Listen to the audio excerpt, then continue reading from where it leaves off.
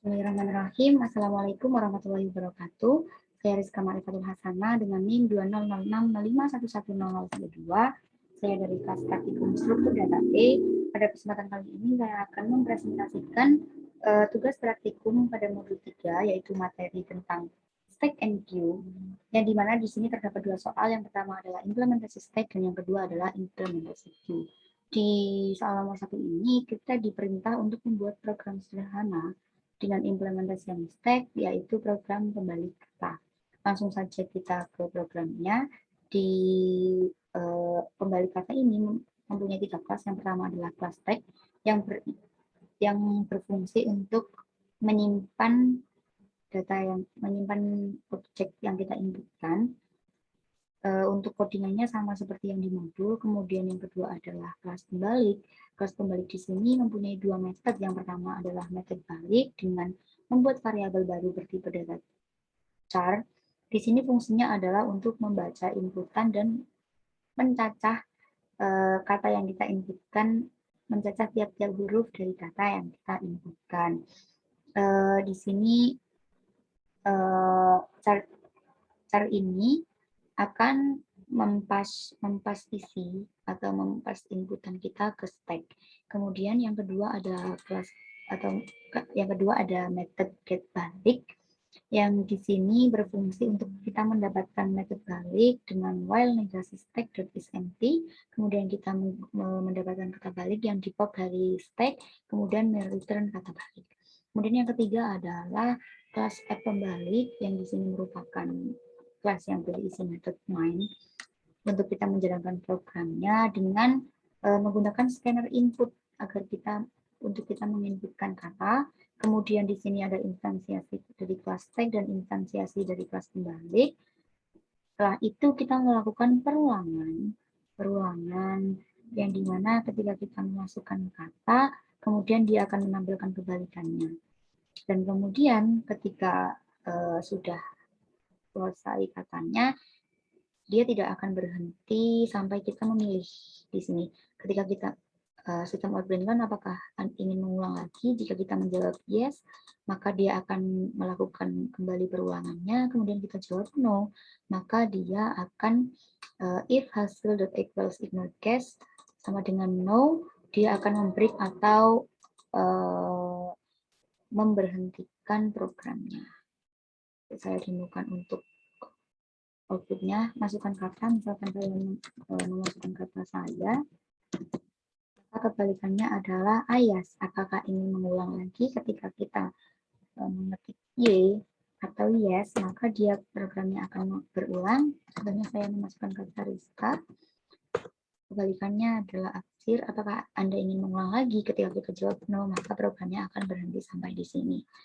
Kemudian yang nomor 2 adalah implementasi queue. Implementasi queue di sini kita diperintah untuk membuat antrian yang dimana outputnya nanti akan seperti ini. Menampilkan antrian, kemudian mengisi antrian, kemudian mengeluarkan satu persatu objek, kemudian antrian kosong 0%. Di sini ada dua kelas. Yang pertama ada kelas queue. Kelas queue di sini hampir sama seperti di modul, hanya saja mengubah sedikit beberapa metode. Yang pertama adalah metode insert. Metode insert di sini berfungsi untuk menampilkan ketika antrian penuh dengan kondisi if else. If jika antrian penuh, maka dia akan mencetak sistem outprinten maaf value antrian masih penuh. Kemudian jika tidak atau else, maka queue-array increment rear sama dengan value, dia akan mencetak value masuk antrian dengan increment and items. Kemudian di sini ada metode remove.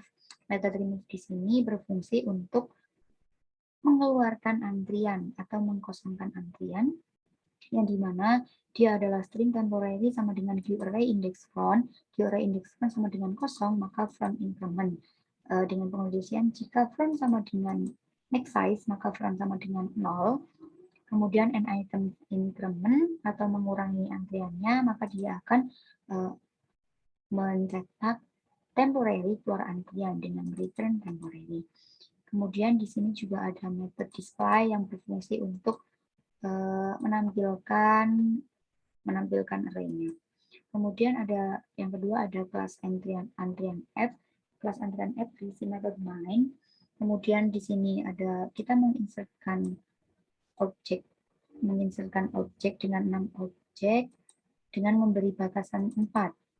Memberi batasan 4, nanti yang keempat, 4 objek yang pertama dia akan berada di antrian dan 2 objek yang terakhir ini akan berada di maaf, Anda menunggu antrian penuh atau masih menunggu antrian. Untuk displaynya di sini yang pertama kita akan mencetak isi antrian keseluruhannya dengan memanggil metode display. Kemudian di sini kita mengeluarkan satu persatu antrian dari yang pertama kali kita masukkan, karena pada queue ini dia menggunakan konsep yang pertama masuk maka dia akan pertama keluar dengan pengkondisian while negasi this queue dot is empty, maka string n sama dengan this queue remove atau kita memanggil method remove. Kemudian akan ditampilkan dan juga ketika satu persatu meninggalkan antrian atau keluar antrian, maka kita juga akan menampilkan data array-nya. Kemudian jika sudah kosong, maka sistem out random antrian kosong dengan 0% dan kemudian kita juga menampilkan data array-nya. Untuk hasil outputnya sendiri seperti ini. Beberapa mulai mengantri, ini masuk antrian, yang 4 pertama masuk antrian, kemudian yang 2 terakhir ini karena antrian sudah penuh, maka antrian masih penuh, kemudian kita menunjukkan atau menampilkan isi antrian, kemudian satu persatu mulai keluar antrian, dari mulai Andi yang pertama masuk, kemudian Ahmad keluar, Satria keluar, dan lain sebagainya. Kemudian yang terakhir adalah kondisi antrian kosong 0%, 0%, dan kemudian menampilkan data array yang dimana sudah kosong semua. Mungkin cukup sekian dari saya, kurang lebihnya mohon maaf. Terima kasih. Wassalamualaikum warahmatullahi wabarakatuh.